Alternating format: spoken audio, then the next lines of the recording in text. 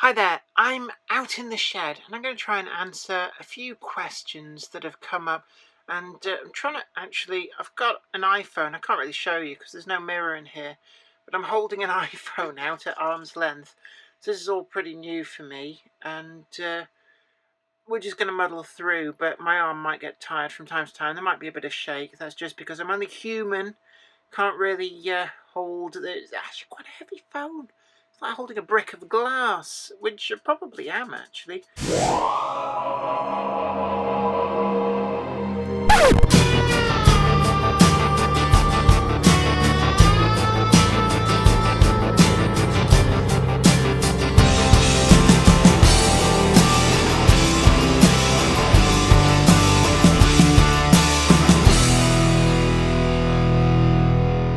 I've been doing some running repairs. There was a Hornby 264 L1 tank locomotive, had for an awfully long time, and it developed a fault quite a few years ago, in fact shortly after it was new, whereby the motor would spin up and you could hear the motor running, but it wouldn't actually drive along the track. It would sort of intermittently lose drive. And because of the vintage of this locomotive, I was really worried that it was going to be falling foul of the zinc mazic pest that have plagued an awful lot of locomotives. About that vintage, actually, I think it was about the similar sort of vintage as the Class 31 from Hornby, the fully retooled version. And there was really quite a lot of them went by the by. I know Helgen also suffered with, I think it was a Class 17, Class 47, certainly so. And it really proved quite a Russian roulette with some locomotives, so much so that reputations fell apart on that, and people still talk about Helgen locomotives and the Hornby Class 31s with a bit of caution, and it's probably affected the second-hand market. Hornby actually were quite good. They did do quite a lot of chassis swaps under warranty, even after technically the I don't know whether it was a year or 2 year warranty period, but it has to be said that if it's a known manufacturing fault, I think different rules do technically apply. But then you get mixed up in what's technically a toy, what's technically a model. You know, what would be the expected lifespan of a toy? Probably a lot less than a collectible model. And it's where legally these model trains actually fall. Are they toys or are they models? I think given the price tag, I really wouldn't call them toys, although often it's said that it's just toys for slightly older children. But anyway, push comes to shove, I had it dismantled, and I worked out the source was actually one of the axles, the drive axle, which the pinion gear was on, wasn't really quite sitting right, so it was able to move down and just demesh with the gear train. And luckily, the actual there's like a cradle that holds the motor in place.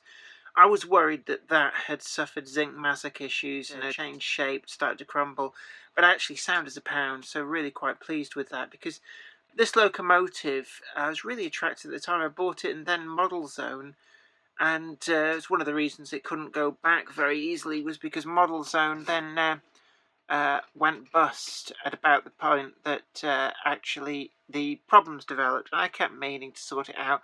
And when I've been counting up the number of locomotives I've got, it's about 150, 160.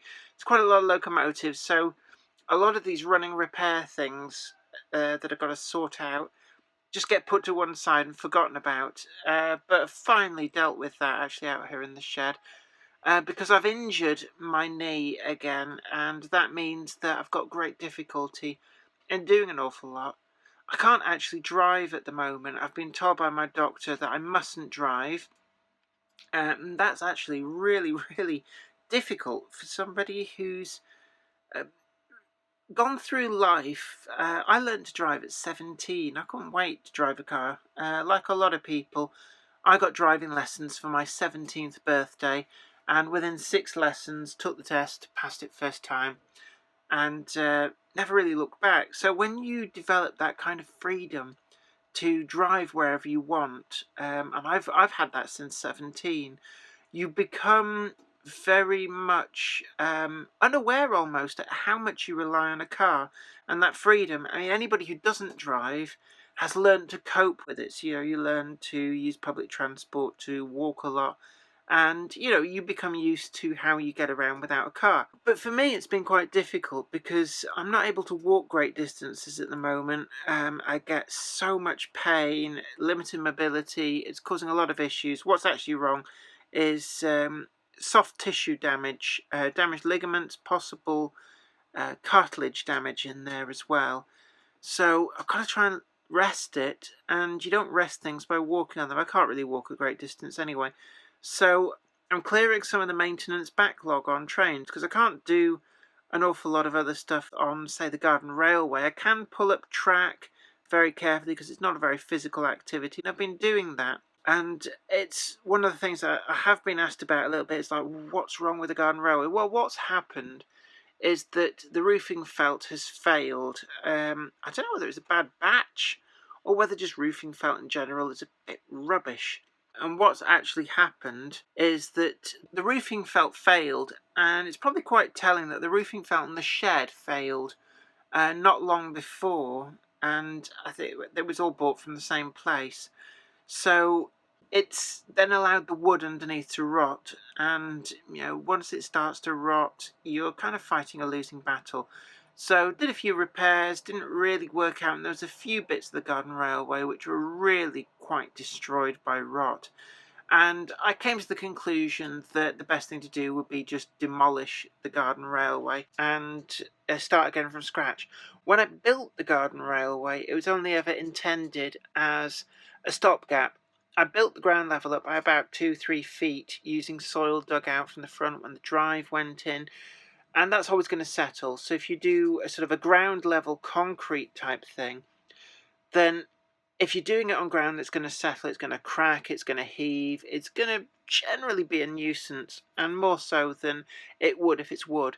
So I always knew it was limited lifespan, and we've come to that point where the limited lifespan has expired.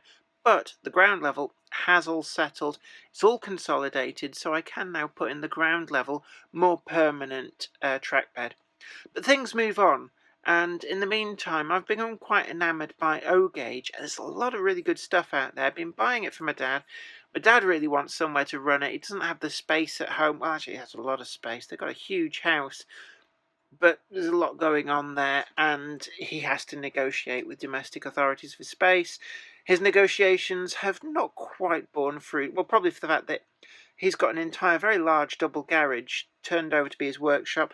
You've seen the model engineering that's going on in there. So laying tracks around the garden isn't an option for him. Their garden is actually quite steeply sloped. So you'd end up with an out and back. And he just wants to watch trains run. He's not interested in out and back stuff. The room that was sort of the hobby room has been turned over to be used as an office for my younger sister, who's running her own business from there at the moment. And so there's no chance to run railway stuff in there. And I think, what he actually is quite happy to do is to come around here, sit in the garden, watch the stuff run, and for the rest of the time it just sit in a display cabinet, which it currently does. So I'm putting in O-Gauge, and after doing Biggest Little Railway, I really quite got into this idea of live steam. And whilst notionally I'm laying O-Gauge track and it's going to be an O-Gauge layout, I'm going to be very careful with the clearances so I can actually run SM32 and possibly even live steam. Now, Silver Lady ran on 32mm O-Gauge notionally track, and that means that technically I could buy a Silver Lady. I understand there's a bit of a queue at the moment and a waiting period if you want one, because the Biggest Little Railway, one of the things that it did for Roundhouse was it stimulated an awful lot of demand. A lot of people have ordered those locomotives. So when I last spoke to somebody, I think there was a bit of a waiting list. I don't know whether that backlog has been cleared, but certainly it is an option, live steam. I've actually tried to see if I can find a Mamod locomotive. I always fancied a Mamod locomotive. When I was younger, I saved up for a Mamod and never quite got, I think it was about £135, see, I even remember the price, to buy the locomotive, 2 wagons, and there was a choice actually in the shop, locomotive and either 2 wagons, remember a brake van and a wagon that had like logs or something on it, or a locomotive with 2 coaches. circular track, the methylated spirits tablets, and it was 135 quid. And Christmas and birthday money, although I was very good at saving that up, I never quite got enough money for buying one of those. So what I ended up doing, money burning a hole in my pocket, I bought the road roller, and I think that cost me about £50 or £60. And I've still got that. I think in a previous Jennycam video we may have talked a little bit about them. There is video knocking about the internet on Zoe's channel of us steaming these up, what was actually now quite a long time ago, because she had one as well, and I think we tried to steam that up, but we got mine running, and they're very rugged, very reliable. But to cut to the chase, what I found is they go for silly money on eBay, far more than I'm prepared to pay. In fact, I think for the money that they're going for, you can actually just buy a live steam O-gauge model, a really good quality one, for about the same sort of price. So why would you want to? So, if an opportunity arises for the right price, yeah, probably buy a Mamod and enjoy running it. But for the time being, it's going to be electrically powered Daypol stuff, because the quality of that is really, really good. So construction is going to be slow because of my knee trouble. I've got a lot of groundworks to put in. I'm going to couple that with, I've got a lot of ground to dig out at the front. Hardcore got to go in. So there's a lot of things that I can't really do. But people have asked about the layout in the loft that I've been planning. And I've talked about that a little bit. And a lot of the track that's being salvaged successfully, actually, from the garden layout, that's going to go up in the loft, and it's going to get reused. Actually, it's coming out really nicely. I was quite surprised how it's about 5 years in the garden, has fared. And people have asked about that, but I still need to line out the loft. That hasn't been possible over the summer because busy with all sorts of other work, most of which I can't even tell you about. If you piece the pieces together about where I've been in some of the videos, and understand that I've been there for researching purposes, then you might be able to kind of figure out. Actually, no, it's very, very oblique. You'd have to be some kind of Columbo to figure it out, but I can't really talk about a lot of it. But whether anything comes of it, I don't know. I'd like to think it will, because I've put a lot of work in. But that has taken up a lot of time. Also, work's taken up a lot of time, my other work, and the day job, the one that pays all the bills. Also been trying to do some more magazine articles, been doing those. That's been going really well, actually. This year's been the best year yet for magazine articles. But the upsum is nothing's been done in the loft, and nothing's likely to be done now, really, until after I've done the garden railway, because that seems to have really got a lot of interest. So what I'm finding is people are really interested and really getting behind this garden railway, so I think it's probably something I should do first.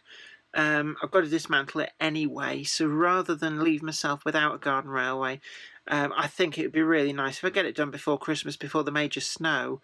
I kind of fancy having an O-gauge snow plough, and certainly the way that things scale, O-gauge in the snow probably work a lot better than double O. We got really lucky with that snow.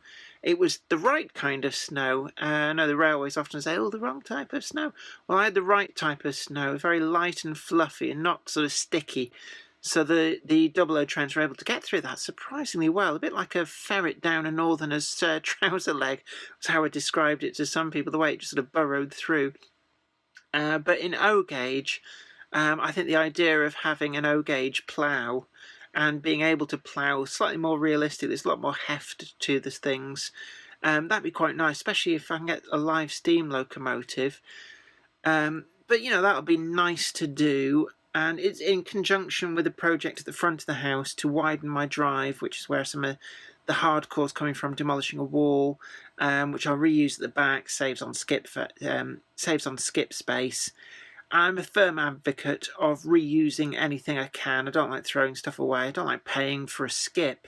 So if I can reuse a lot of the stuff that I dig out, then all well and good. And then I'll probably be starting to do some work on the loft, but I can see that being a very long-term project. It's slowed down. Don't expect it to all go together as quick as the Garden Railway did, as quick as In Here did. Not that In Here was particularly quick to all build, but certainly over the space of a year, this went from zero to hero. In fact, less than a year, I got a running layout out here, so it was fairly quick. But that's where all those long-term plans stand. In terms of other things, the Volvo, actually, yeah, that's also something that's sort of soaked up a lot of my time, is that the Volvo has needed a lot of tinkering, a lot of work. And I've not begrudged that, but certainly I can see that I was justified in buying a new car about 3-4 years ago. I got its first ever new car. I've only ever owned 3 cars in my entire life, and actually 2 of them I still own, because there's a Volvo and a Nissan Micra, which I bought brand new, pre-registered, at a price that it would be rude not to, at about the time that the Volvo was starting to become a nuisance in terms of niggly little problems. It started to throw check engine lights. For the first time in its entire life, the check engine, sorry, I'm going to turn that on because it's just a pleasant background. For the first time in its entire life, it threw check engine lights, and it turned out to be camshaft position sensor, but the writing was on the wall. It had a very high mileage. I was doing about 10,000 miles a year in a car that had nearly 230,000 miles on the clock, so it wasn't going to keep doing that for an awfully long time. And the only reason it survived, really, was because they offered me £100 trade-in for it, and they did just cube the thing. That's what would have happened. And for £100, I thought, no. I mean, it kind of runs, and I quite like the car. It had become kind of a challenge, the scrap heap challenge, to keep the car on the road. It was my dad's car. He bought it about 1998 second hand, so he let somebody else pay depreciation on it. He bought it for a good price. He ran it through till 2005, maybe end of 2004, and he sold it to me at the point that I moved to Durham in 2005, because then my car, which was a Volvo 740, had died in 2004. I did sell it as a working car. I sold it for more than I paid for it, but the writing was on the wall for that, 250,000 miles on the clock. I'd driven my dad's van. He had a van for moving his miniature traction engines about, so I used to just borrow that, and I'd drive that around. And then when I moved to Durham, my dad said, you can't have the van. I need that. He'd always wanted an S-type Jaguar. Well, actually, he always wanted a Jaguar, but what he actually bought was an S-type Jaguar. His father had a brand new Jaguar every couple of years, so I think it was a last ditch. I want to feel successful. My father did it, so I'm going to do it. And he bought himself a Jaguar. What a money pit that turned out to be. So he then changed that after a couple of years. Glad to be shot of it. Because it soaked up so much money in suspension, brake, transmission repairs. It was just a pain in the neck. It lived up to all the stereotypes of Jaguars that Americans have of that particular mark. And sad to say, that S-Type was a stereotypical Jaguar that the Americans say you have to ride around with an English mechanic in the trunk to repair it every time it goes wrong. My father's Jaguar was, unfortunately, quite like that. Meanwhile, still running that old Volvo. I think I've put more miles on its clock than he did, and it became, for me, a little bit of an honour thing that I could keep it running far longer than anybody else. And also, it turns out, you can't fit a tow bar to a Nissan Micra. I did ask, but apparently no, you just can't do it. So I need the Volvo for towing my boat as well. Anyway, I've been yabbering on for long enough. There's some of the questions that spring to mind. What else? Yes, I have had my hair done. Thanks for noticing. Apart from that, nothing much really. So yeah, state of the Jenny address. Anyway, don't forget to like this video, share it too, and thanks again for watching. It's really good to have you along. Always nice to have this little chat to you. If you've got any questions, shove them in the box down there somewhere, and I'll try to get around to answering them at some point. Keep it clean, keep it sensible. and normal programming will be resumed well, by the time the next video comes out, I guess. So until next time, you take very good care of yourselves. It's me, Jenny Kirk, saying bye for now. Today's video has been brought to you in part thanks to the generous donation of my fans on Patreon. And a special huge thanks goes out to Anthony Kidson, Mark Anthony, Michael Churchwood, Mark McShane, and Bob 310. If you'd like to help support the show, head on over to patreon.com/Jennifer Kirk. Thank you. Today's video has been brought to you by my books, Bringing Home the Stars, Twinkle Little Star, and also you can get the complete comic collections of All Over the House, Books 1, Books 2, and also the wacky zany Life of Knobty Mouse. Thanks, and catch you later.